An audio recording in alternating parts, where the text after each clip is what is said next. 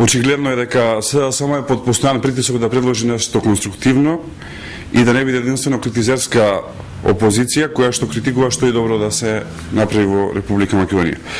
Под тој притисок ги гледаме во последниве денови како во парламентот се обидуваат да предложат било какви решенија, без да ценат дали тоа решение е сериозно и рационално. Владата на ВМРО-ДПМН во изминатите години во насока на олеснување на студирањето и овозможување на што поголема достапност на студиите би сакало да потсетам дека ги презеде следните мерки. Намалена е партиципацијата за студирање од 1200 евра колку што беше во времето на СДСМ на 200 односно 400 евра со одлуката на владата на ВМРО-ДПМН, а дел од студиите се и бесплатни, што представува најевтина цена за студирање во било која држава во Европа.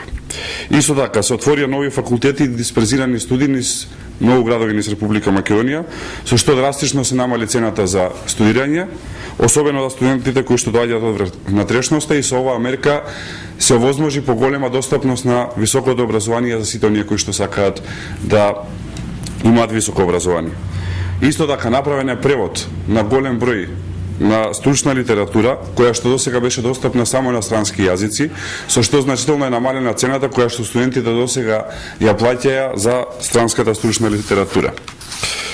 Поштуваните колеги од СДСМ, овие мерки кои што ги спроведе владата на ВМРО-ДПМН не ги поддржаа. Исто така, со овие мерки за прв пат во 15 години се подобри стандардот на студентите и се зголеми достапноста на високото образование. Дали има некој од СДСМ што може да одговори зошто овие мерки не беа поддржани? И на крај ВМРО-ДПМН ќе продолжи да работи за подобрување на стандардот на студентите и подобрување на достапноста на студиите.